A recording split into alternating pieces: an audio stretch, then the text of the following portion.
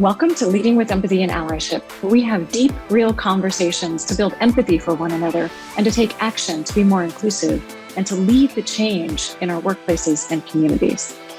I'm Melinda Epler, founder and CEO of Change Catalyst and author of How to Be an Ally.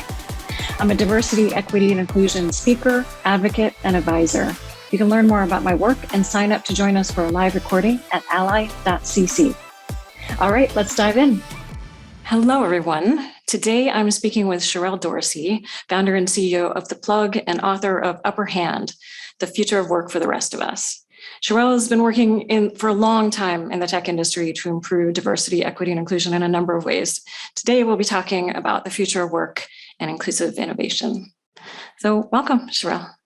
Thank you so much for having me, Melinda. Yeah, absolutely. My pleasure. I'm glad we have a chance to have this conversation. For our YouTube watchers, our interpreters today are Sarika and Ruby from our partners at Interpreter Now, www.interpreter-now.com. And Sherrell, if you wouldn't mind just joining me in briefly describing ourselves for anybody who's blind or low vision. So I am a white woman with long red hair and a few blonde streaks today, and I'm wearing a V-neck long sleeve navy shirt. I am a Black woman with braids. I am wearing a flowery blouse, and this pink matte lipstick, if anyone cares, because I love my lipstick. And so, yes, awesome. Excited to be here. Yeah. So we usually start by just talking about your story. So if you could just say a bit about your story. Where did you grow up? How did you end up doing the work here now, the work you do now? Yeah, absolutely. So I'm a Seattle native, born and raised in Seattle, Washington. My family is sort of that typical Black family story of how Black folks migrated from the historic Deep South into the North. So my grandfather left Birmingham at the age of 13, moved to Detroit, Michigan, and ended up in Seattle after a 3-day bus ride for a job at Boeing after he got out of a vocational training program. And at the time in the late 50s, he was one of just a couple thousand employees, Black employees hired at Boeing. As companies started to hire more Black workers in spaces they previously shunned any kind of ethnic minorities out of. His love for technology, for electronics and gadgets trickled down into our family as he purchased our first computers. And I grew up in a single parent household. And so my grandfather played a tremendous role in the influence of my life. And he was kind of the designated babysitter. When we were sick, he came to pick us up. He took us to camp and things like that. And my mom was the fueler of political engagement. And we would go to Barnes and Nobles on the weekends and read books, and really gave me this grounded sense of self in a city that, again, was primarily white. And I got to be part of a really cool tech training program called the Technology Access Foundation in Seattle, which essentially took inner city kids and taught us about technology, how to code, gave us scholarships for college, and allowed us to get internships at tech companies. And so I spent my 4 summers in high school working at Microsoft, being paid, which allowed me, of course, to save cash, pay for school clothes, and eventually buy books in college. So I have a very interesting story and journey that really starts with intentional adults in community. And I've tried to trickle that into the way that I've navigated my life and my career, building a publication like The Plug, which really serves to document, report on, and drive the conversations of the trends of what's happening across the Black innovation economy, and in spaces and places that are typically not seen as places for innovation. And as you mentioned earlier, I also authored the book that just came out in January with Wiley called Upper Hand, The Future of Work for the Rest of Us. And I talk through my story of growing up in Seattle, of my grandfather, and also just getting here today of really trying to build new narratives of what genius looks like and what innovation looks like. Awesome. I don't know if you know this, but I grew up in Seattle as well. First Oakland and then South Seattle. South Seattle. Wow. Yeah. So I went to Franklin High School. I graduated from Franklin, so we are Quaker girls. I didn't know that. I love it. Yeah. Yeah. And one of the things in your book that that really struck me was I left in the 90s. And when gentrification was just starting to change the city, and Starbucks and Microsoft were just starting to take off. And yeah, thank you for writing about the city and the changes to the city, because there's not a lot of stuff out there about that. And I mean, several cities around the country and around the world have changed due to gentrification, of course. And, it's transformed communities, the way money, opportunity, and innovation flowed to some communities and completely skipped over, blocked out others. And I will say that Seattle is kind of known for those few empires that are built by those few white men, right? And so I think we'll dive into that a bit more in a moment. But I do want to take a bit of time to just have you talk a little bit about TP Insights and the plug, because I think those are really important elements of the tech industry, and you're moving and kind of pushing the tech industry forward. Wayne and I have been fans of that work for a long time. So can you just tell us a bit more about the work that you do and kind of how it can help anybody who's listening? So I definitely hope that it pushes the industry forward. I think that the last few years have really been about how do we cover and look at businesses and investment funds and ecosystems that are led by Black and Brown people that do not focus solely on that they are Black and Brown. Because a lot of media narrative and journalism thus far has been this kind of catalyzing this like magical minority narrative that just feels very inauthentic and almost dehumanizing, right? It's like, oh, Black people don't have their own stories or their own families or their own experiences that are just as interesting, fascinating, and thought leading as others. As someone who had been working in tech for several different startups, a lot of the journalistic literature felt very vapid. It felt intellectually lazy. When Black founders were covered, or even women founders for that matter, had been covered, it was done in a way that felt very aspirational, but was not necessarily critical. And, again, we both grew up in Seattle. So the Bill Gates of the world, the Jeff Bezos, and sort of, that was kind of the key marker for what genius actually looks like. Mm-hmm. And it wasn't like my grandfather who, kind of rewired his whole house, built a second floor, would help me build robotic arms for science projects, and created like an entire streaming infrastructure so that when people came to the front door, he didn't have to go downstairs unless he saw their face on the video. Like, he created that himself before that became sort of a mainstay in how we function in our households today. But my grandfather wasn't kind of the bastion, the visual bastion of what that looked like. And as I mentioned, the literature was so vapid when we got to the storytelling with Black and Brown founders. And just out of curiosity and through the nature of me working in an industry where I was desperate to find additional community, like the one that I had when I was working at Microsoft. I got the Blacks at Microsoft scholarship. I had mentors who were, test engineers or lead engineers or product managers or what have you. I was trained by Black and Brown and gay and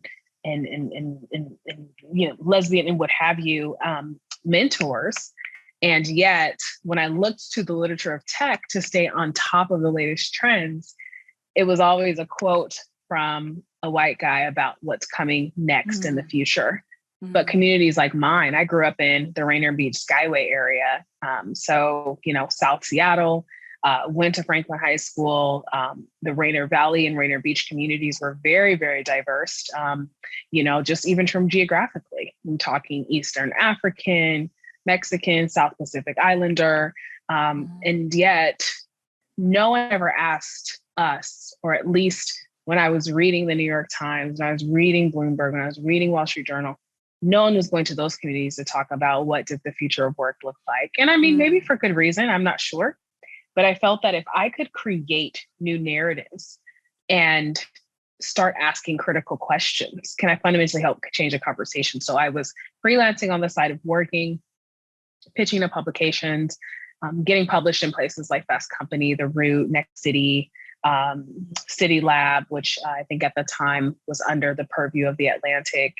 And I got to a place where I started to build this reputation as like the black tech journalist, the Black girl tech journalist, kind of popping up at conferences and finding ways to like get on stage to interview people.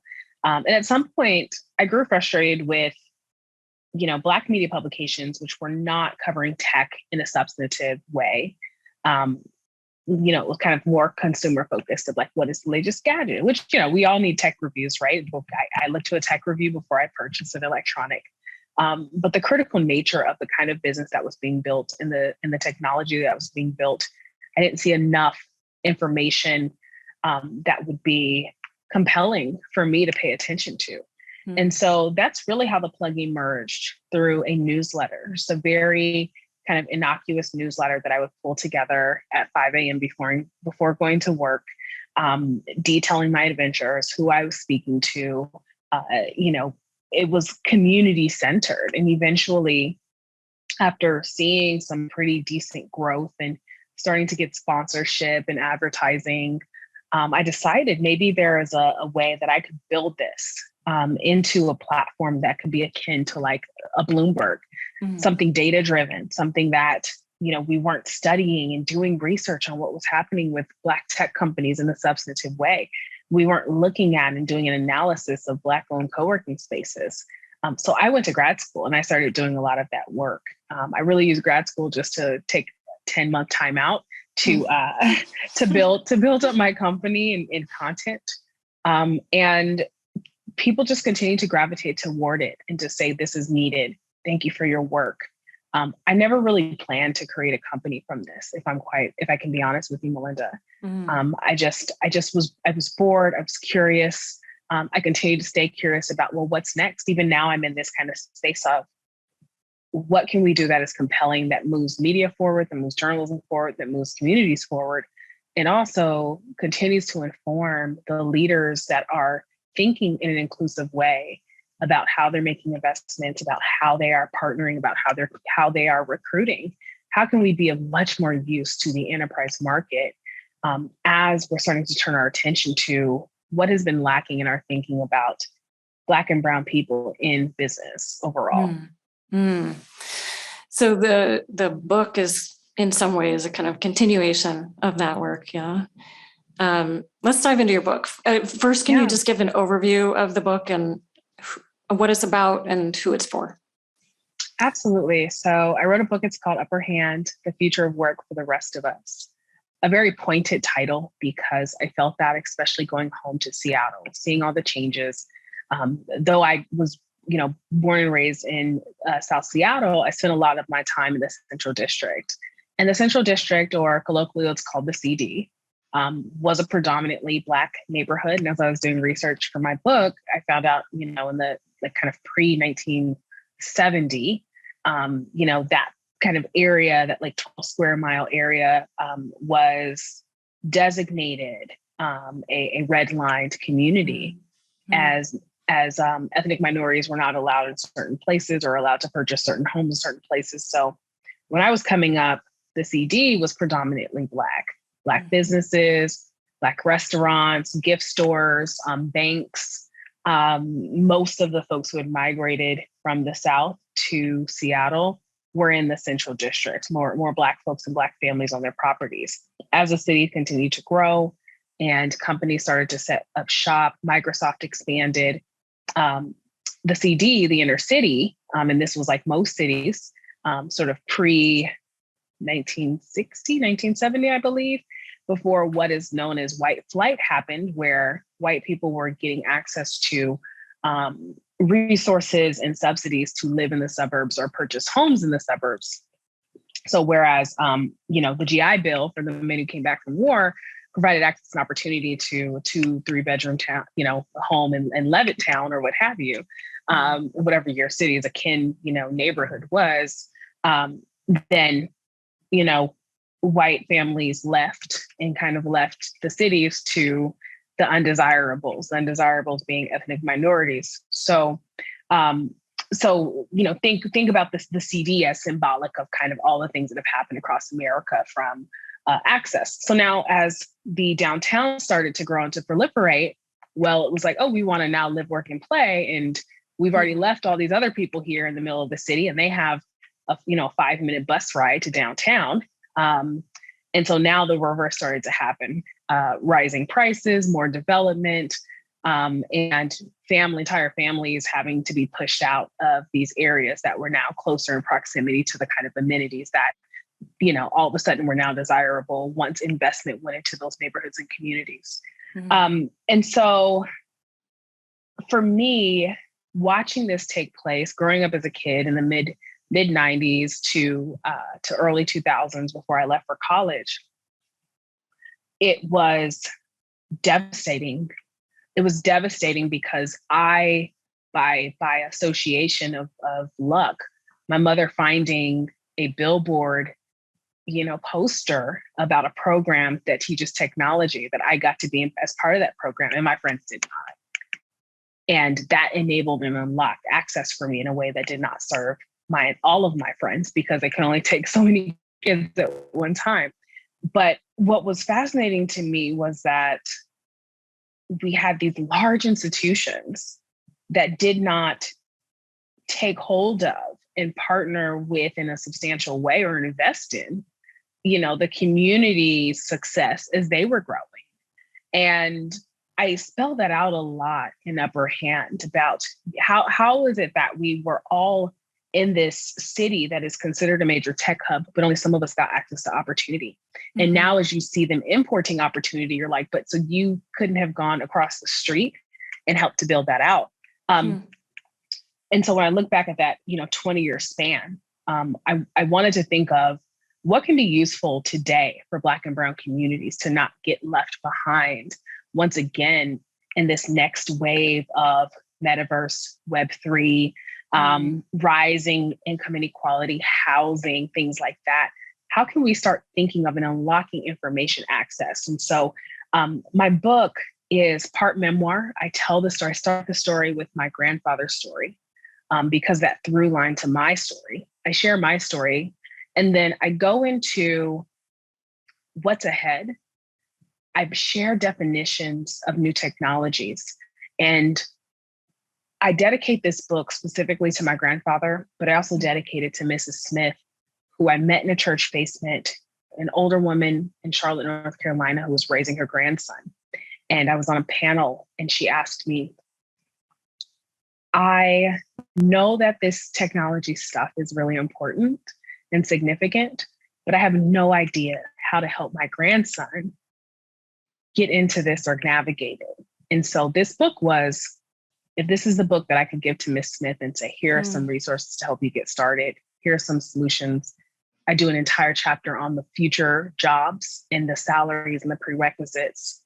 And it really is a navigation guide. It's a conversation starter, from money to career to internships, to digital divide and the kind of low-cost internet options families can choose from.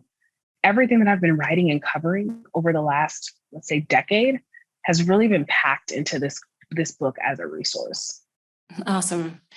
Yeah, I read that part in your introduction about Mrs. Smith. And as we worked on bringing tech inclusion conferences to different cities around the US and actually around the world, we found really striking differences. Like, we started in San Francisco, then went to New York, and that is one thing. But then we start to go to Detroit, Chicago, even Melbourne in Australia, and London too.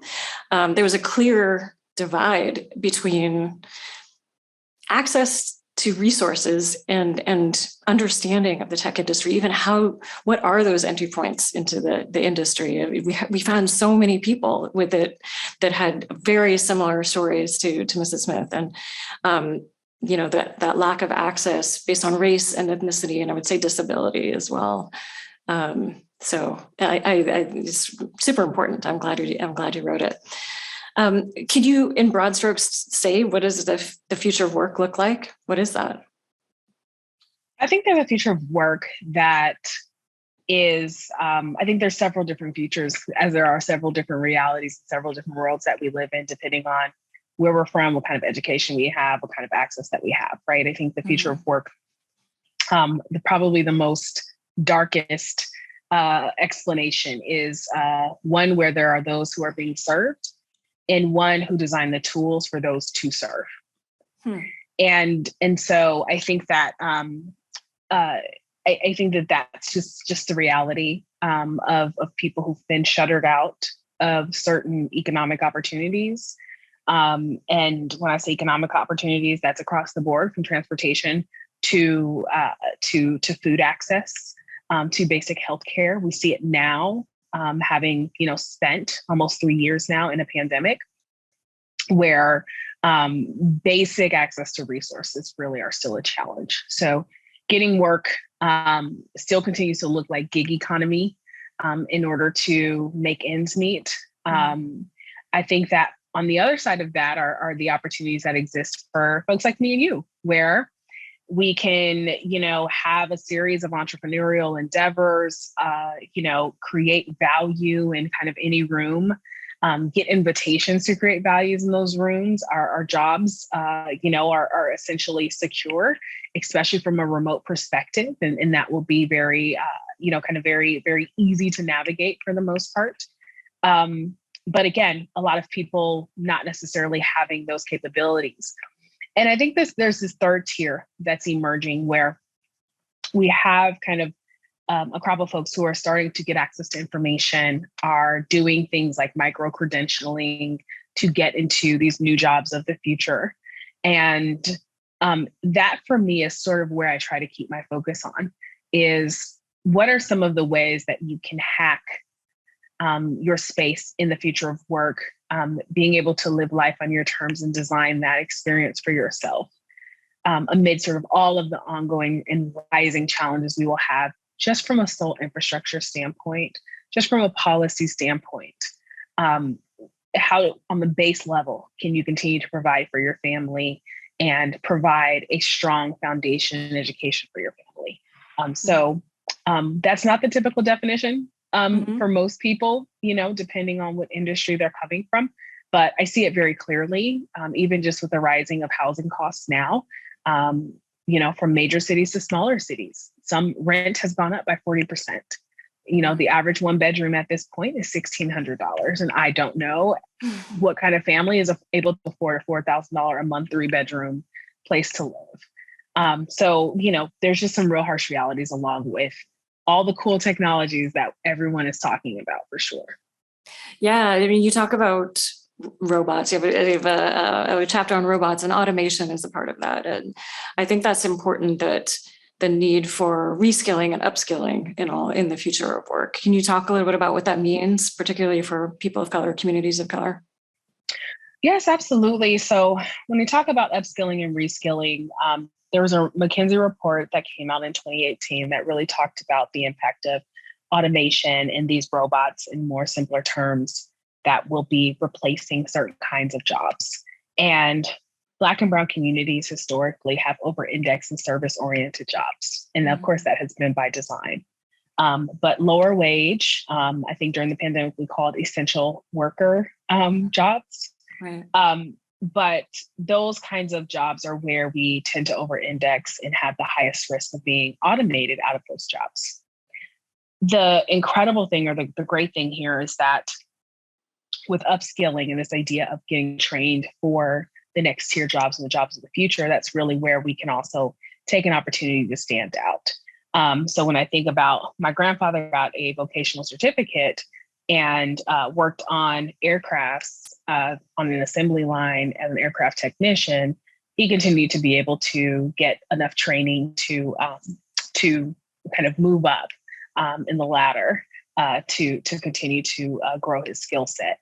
And, the tech companies where, prior to, they weren't hyper focused on, taking people who are maybe at an entry level without a degree on, they're now providing more incentives and more training and even their own academies to helping people learn the technology tools of the future, be that cloud computing, cybersecurity. We're even seeing traditional 4-year, 2-year institutions start to offer executive education or boot camps, right? We are a nation of boot camps. I provide several case studies of people who have developed boot camps or have gone through boot camps in order to transition from maybe one career to another that doubled their salary. And so that upskilling opportunity is kind of where hyper focusing on that for Black and Brown communities, I think is going to definitely be the game changer. Mm-hmm. Yeah. And I think the piece that we haven't talked really about yet is the importance of diversity in tech, right? It's clear, obviously, there's our listeners and watchers are well aware of the importance. I will say there's a sentence that really struck me in your book: the increasing problems we face in society, like threats to our privacy online, climate change, inaccessible banking tools, and other socially inextricable challenges won't be solved by white guys in hoodies alone. And I wholeheartedly agree, which is part of the reason why I do this work. You also write about ethics and removing coded biases. Maybe we could talk a little bit about that. Yeah, absolutely. Part of the challenge here is that, technology for technology's sake is not a panacea for some of the inequities that we face in this country. And I reference a lot of the work of Dr. Joy Fulawami, whose research on coded bias into machines and into our technology has really led and broke open the conversation for lots of discussion on, well, if the creators of the technology are already biased, what they're creating is going to demonstrate and show a bias. A lot of her work at MIT was on just facial recognition software, how some software does not recognize Black or Brown people. I share examples from some research I did on even just the way that some technology is used to weaponize and cause aggressive policing in communities of color, from a facial recognition software program recognizing the wrong Black person and still police going and accosting that person and wrongfully trying to convict them. So there are a lot of inherent challenges here, a lot of kind of early in creation and ideation challenges that are trying to be met with how do we get more Black and Brown and female or what have you into the tech space to help create more of a level playing field of when things get created, they are created with folks of color in mind and how those technologies will actually impact folks of color. Mm-hmm. Dr. Kathy O'Neill, I read her book actually before I decided to go to grad school. It's called Weapons of Math Destruction. Mm-hmm. And she pointed out things like, credit scores, and how, bias can be encoded in just what kind of deals you're offered. If an algorithm can figure out that you might be coming from a community of color just based on your zip code or what you listen to on, your streaming service, it may offer you some deals that are worse than others. Mm-hmm. I believe Facebook was sued several times for their ability to allow advertisers, let's say realtors, to skip certain demographics when advertising, which violates, of course, Fair Housing Acts. So we have to think about these very, very intently and understand too, as this technology is being developed, what are some of the checks and balances to ensure that it is an equitable processing system? So that requires more than just like 20 somethings in hoodies saying, okay, we're going to create this technology to solve the world, when in effect, the net effect ends up being creating a host of other problems. It's about having policymakers, social workers, social scientists, psychologists, and other people of color in the room to co-create. And so that's what I'm excited about, people breaking open and learning about technology for the very first time, because they're going to bring in, South Seattle, they're going to bring in Brooklyn, they're going to bring in all of these really cool ideas. I mean, we see that even with social media, where Black and brown communities create the culture, right? When I think about the creativity that is emanated, and I think about during, the height of learning about COVID and everyone staying home, and, DJ D Nice creating an entire concert series on Instagram Live, and how that moved the culture in such a different kind of way. The way that these tools are being leveraged. Imagine if we're putting the framework of folks who can also create these tools themselves. Imagine not just that, like, okay, yes, equity, like, let's all kumbaya and, make sure everyone can do the same thing. But more important is what is going to be invented as a result of allowing everyone the opportunity to be able to become the best version of themselves. What happens? What happens when you don't have to worry about survival and you can be your greatest self? What can you, it's called the lost Einstein theory. How many Einsteins have we lost because of discrimination? I think even Warren Buffett in his documentary about his life had mentioned, especially with the bias against women, especially during the times that he was growing up. He's like, we are a country that has purposely tried to lock out half the population. And he's like, how does that help us move forward? Yeah, that's an important question. Indeed. Yeah, I want to get to a couple of solutions, but I have one more question too, around. Yeah, because you talk a lot in the book about startups and entrepreneurship as an entry point and to get into tech and to generate wealth, and that equity gap is real. There's a study in 2020 that showed that women earn just 47 cents to the dollar compared to men in equity. And that it's due to a lower number of total women who receive equity, and also the value of equity they hold, those two things.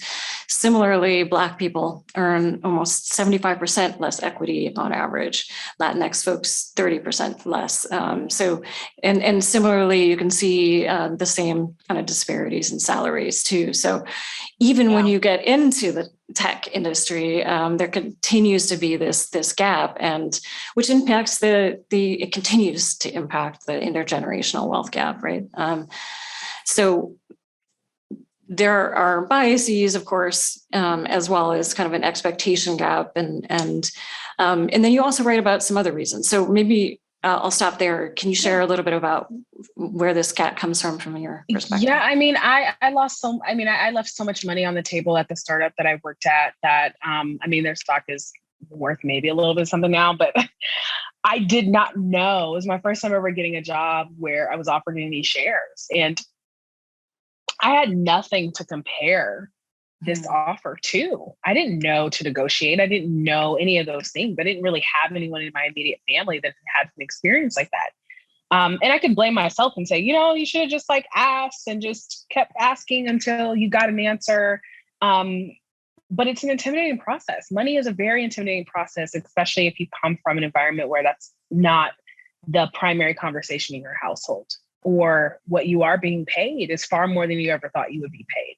And this is why I think that pay transparency is important, or at least an ethical commitment to saying, listen, if our price range is at the top, then that's what we're going to pay. Then that's exactly what we're going to pay, if across the board.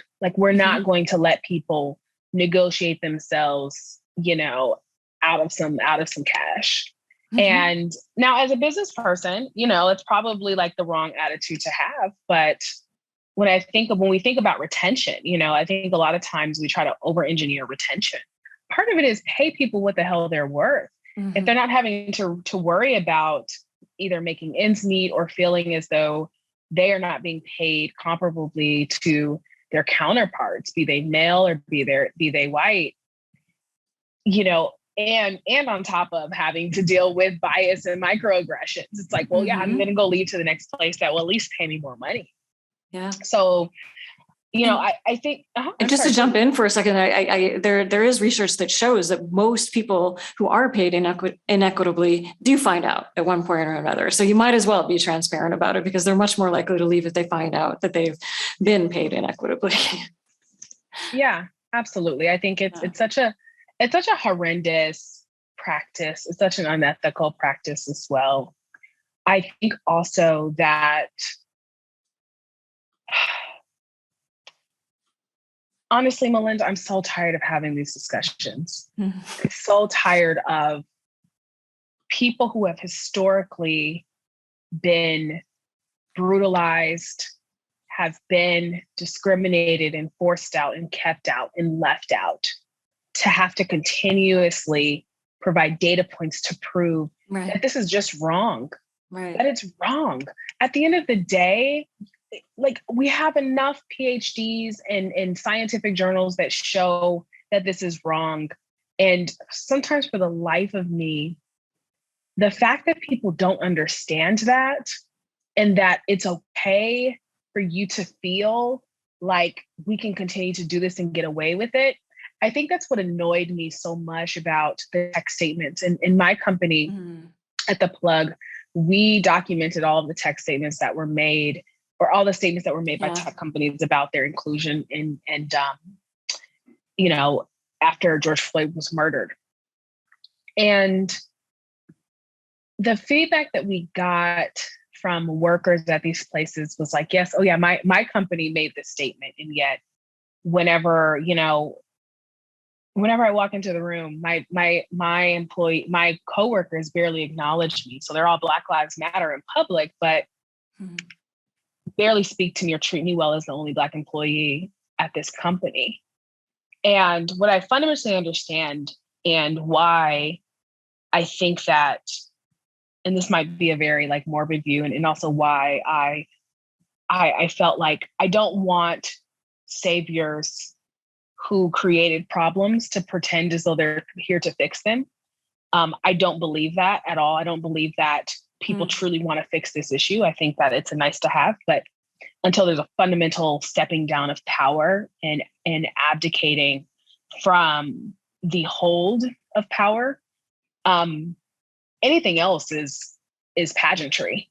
I think that the one area in which folks of color, and why I even named the book Upper Hand, is design and be strategic about your moves so that you can maximize the resources that you need to be economically influential within your families and within your communities. Because again, no one's going to come save you, and no one is going to give something to you that takes away from them. So better equip yourself and prepare yourself to get the top dollar, to get the great job, to get access to education in a way that does not economically impact you or your family or your future or your generational wealth. Apply all these great principles so that you can move in the way that you need to move to. Because again, I fully and 100% expect for discrimination to continue despite all the training, despite all the conversations. Because part of it is natural human instinct, part of it is practiced and learned behavior. And part of it is that fundamentally people do not want to have to give something up at all. They like their privilege. They like it. It protects them and helps them to sleep at night. It feels good. And I think that as Black and Brown people, we just have to focus on our economic survival, thriving, and learning to grow our resources, continuing, of course, to support the incredible advocacy work to help change things, and our rest, our collective rest, our collective of saying, nope, I'm not doing that because I want to rest and I'm tired and I'm not going to join that mission. Nope, that's not my job. That's not my responsibility. that's yours. So good luck, go with God. And you let me know when you're ready to pay me my worth, when you're ready to ensure that you're not just hiring Black and brown and gay and, disabled or what have you people. You let me know when they're on your board. You let me know when they're directors.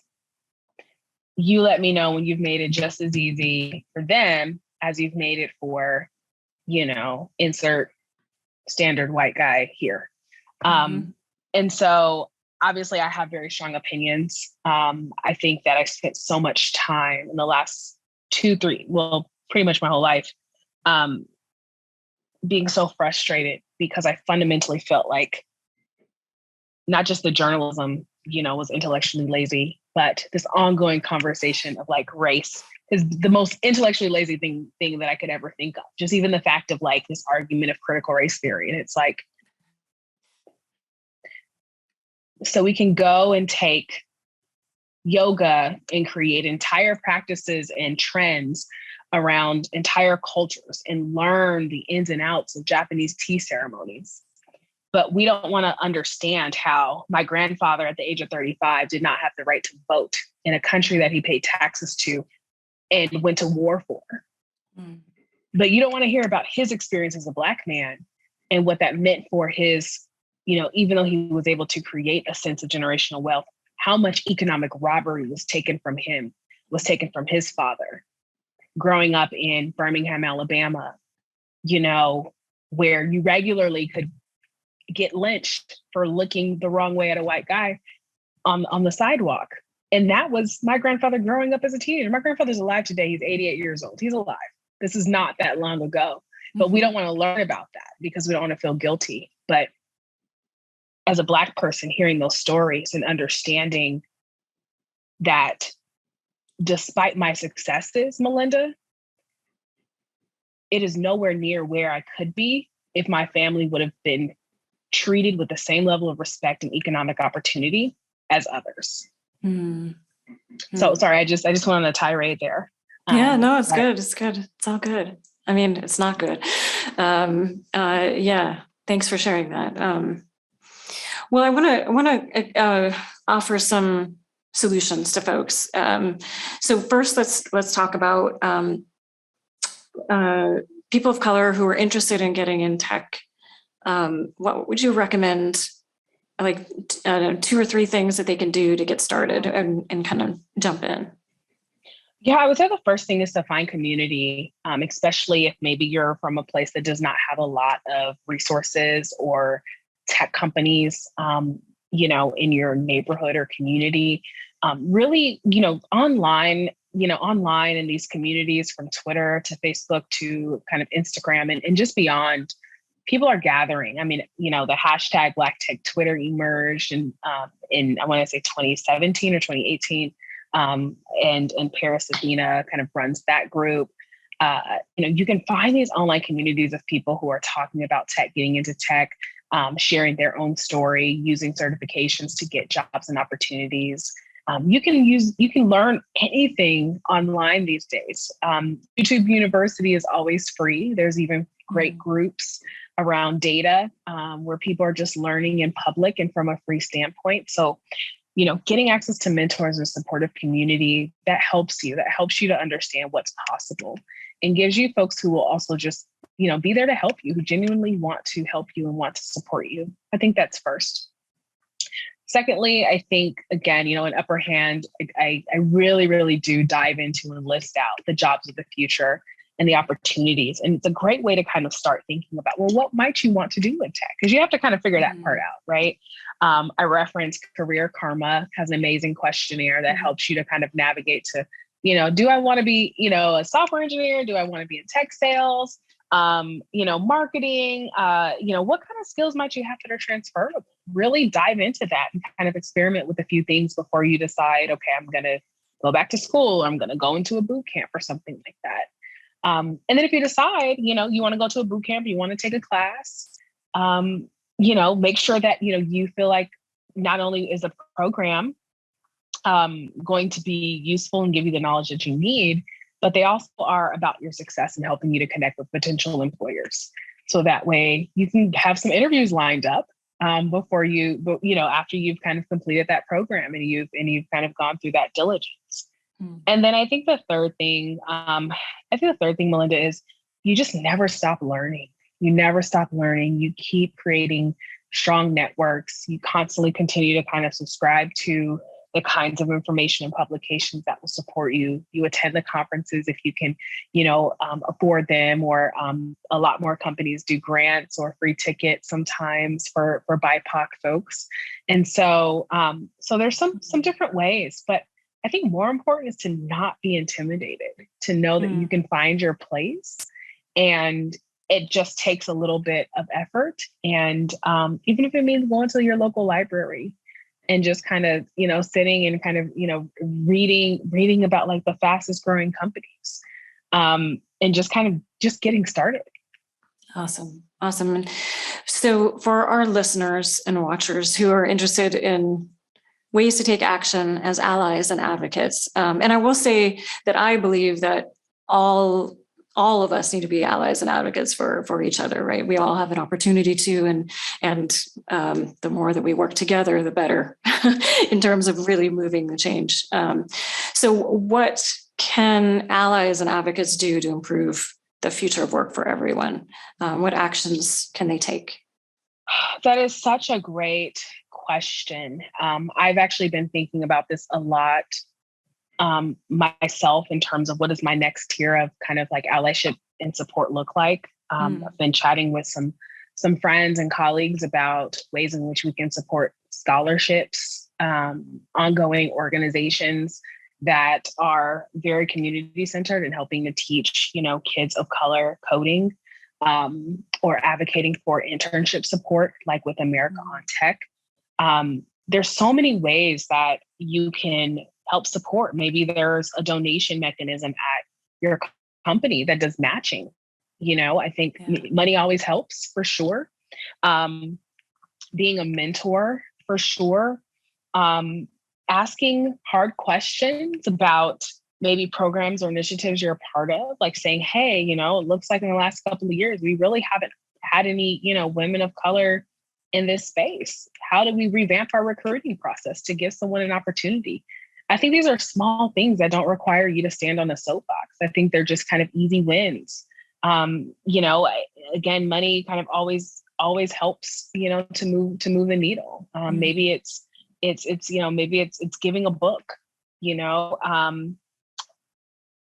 those to me are kind of very low touch ways to, in a very quiet way, to kind of help make a change, like brick by brick, and it's things that anyone can do for the most part. Awesome. Well, where can people learn more about your book and your work? Absolutely. So definitely please become a subscriber to tpinsights.com. That's the plug, insights.com. And also you can go to any kind of online platform, whoever sells books, and just look up Upper Hand. I would love for you to grab the book. If it's not for you, it's definitely for someone in your circle. Give it away, buy some books for some organizations, but you can definitely check out Upper Hand wherever books are sold. Awesome. And we'll add those links to, and a few of the resources that we talked about throughout our conversation, to our show notes too, which is on our website at ally.cc.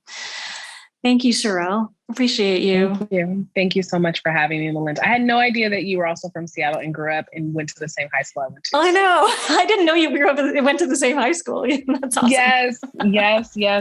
I love that. Well, it was such a pleasure. Thank you for giving me the space to have this conversation. Really appreciate it. Absolutely. My pleasure. To learn more about this episode's topic, visit ally.cc. Allyship is a journey. It's a journey of self-exploration, learning, unlearning, healing, and taking consistent action. And the more we take action, the more we grow as leaders and transform our communities. So what action will you take today? Please share your actions and learning with us by emailing podcast@changecatalyst.co or on social media, because we'd love to hear from you. And thank you for listening. Please subscribe to the podcast and the YouTube channel and share this. Let's keep building allies around the world. Leading with Empathy and Allyship is an original show by Change Catalyst, where we build inclusive innovation through training, consulting, and events. Appreciate you listening to our show and taking action as an ally. See you next week.